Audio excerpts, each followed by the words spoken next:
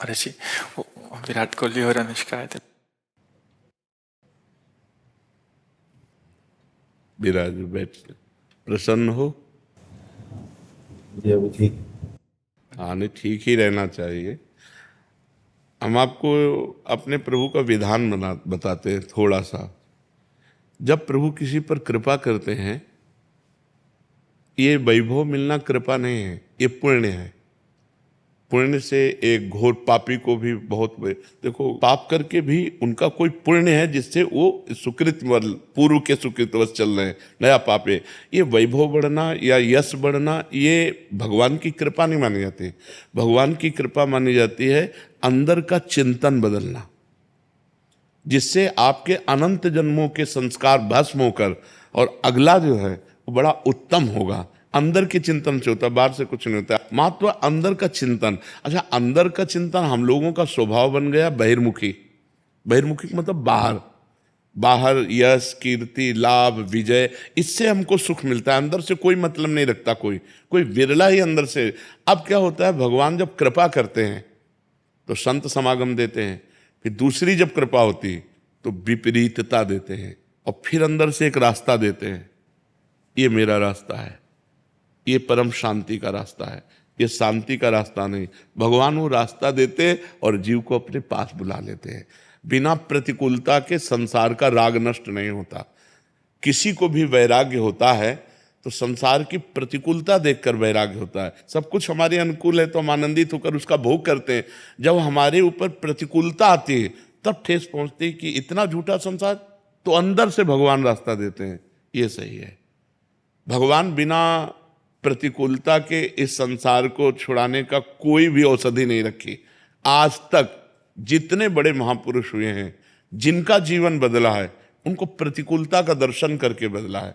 तो कभी प्रतिकूलता आए तो उस समय आनंदित हो कि मेरे ऊपर अब भगवान की कृपा हो रही है, कि मुझे सतमार्ग में चलने की प्रेरणा मिल रही है। अगर सतमार्ग छूटा हो, ये सब तो एक सेकंड के लिए आप विचार कीजिए। अब अपना सुधार कर लो, अपने जीवन को सत्य में ले आओ, तो अगला जो होगा वो बहुत जोर का होगा। चाहे जन्म हो तो श्रीवान कुलवान धनवान वैभव संपन्न ऐसे, और भक्ति की अनुकूलता, भक्ति की अनुकूलता। खास बात श्रीवान धनवान कुलवान नहीं, खास बात भक्ति की अनुकूलता। अगर इस जन्म में भगवत प्राप्ति नहीं हुई तो भगवान श्री कृष्ण ने गीता में कहा है कि मेरे भक्त का नाश नहीं होता। मैं कुलवान धनवान श्रीवानों के कुल में जन्म देता हूं और फिर पुनः भक्ति का माहौल देता हूं, और पूर्व का जो भजन छूटा हुआ हो वहीं से उसको। अब बिल्कुल ऐसे ही रहो जैसे रह रहे हो, बिल्कुल संसारिक बन करके रहो, लेकिन अंदर का चिंतन आपका बदल जाए। अंदर के चिंतन में आपकी यश की भावना न रह जाए, अंदर के चिंतन में आपको धन बढ़ाने की भावना न रह जाए।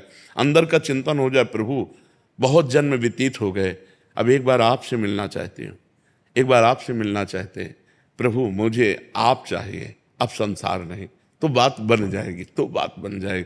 तो इसलिए आनंद पूर्वक भगवान का नाम जप करो, बिल्कुल चिंता मत करो। बाबा, क्या नाम जप से हो जाएगा? पूरा। ये हम अपने जीवन का अनुभव बताते हैं। सांख्य योग और अष्टांग योग और कर्मयोग और भक्ति योग, चारों योगों में प्रवेश रहा है। पहले हम सन्यासी रहे हैं 20 वर्ष सन्यासी रहे काशी विश्वनाथ जी। तो हम सांख्य योग, अष्टांग योग, जो अष्टांग योग है ना, अष्टांग योग कर्मयोग, इन तीनों को अच्छी प्रकार जान करके और फिर भक्ति योग में आए हैं। स्वयं भगवान शंकर से बढ़कर कोई ज्ञानी तो नहीं ना, सनकादि से बढ़कर कोई ज्ञानी नहीं। वो हरिशरणम सनकादि हर समय जपते रहते हैं। भगवान शिव राम राम राम राम राम राम जपते रहते हैं। हम वृंदावनवासी प्रिया प्रीतम के उपासी, तो जो राम में राह है वही राह है, जो धा है ये रस देने वाली वस्तु है। तो हम राधा राधा राधा राधा, मतलब आप ये समझो कि हमारी इतनी तार्किक बुद्धि रही, हमारी श्रद्धालु बुद्धि नहीं रही। सन्यासी की जो बुद्धि होती है वो तर्क प्रधान होती, कसौटी पर कसने पर।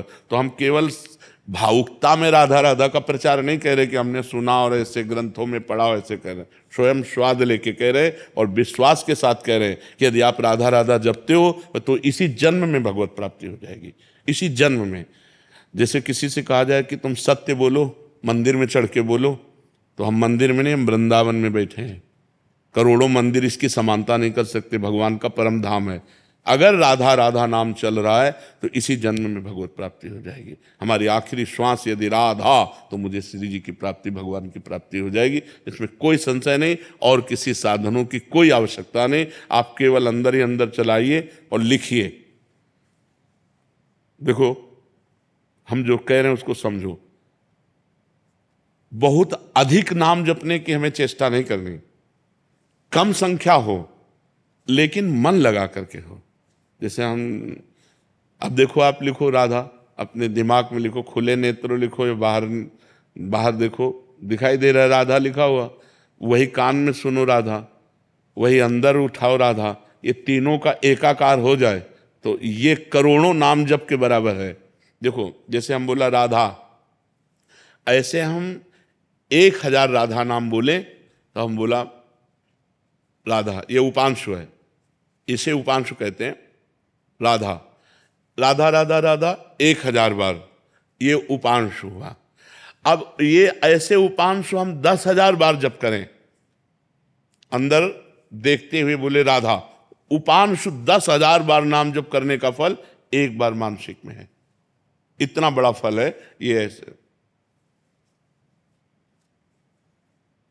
राधा राधा राधा चल रहा है, नेत्रों से हम उसे देख रहे हैं, कानों से उसे सुन रहे हैं। आप देखना कि अगर मन भगेगा तो आप लिख नहीं पाओगे राधा नाम, अगर लिख रहे हो तो मन भगेगा नहीं। तो चाहे 10 बार लिखो, 100 बार लिखो, लेकिन एक अभ्यास बनाओ ऐसा कि कुछ समय शांति से स्नान आदि करके बैठ गए और राधा राधा लिख रहे हैं, उसी का चिंतन कर रहे हैं। इसे अपना जीवन बना लो, फिर आप परिणाम में खुद देख लेना। कोई घाटे का सौदा तो है नहीं। ठीक है,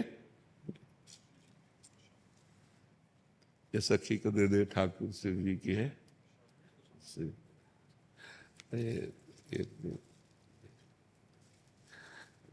खूब आनंदित रहो, नाम जप करते रहो, प्रसन्न।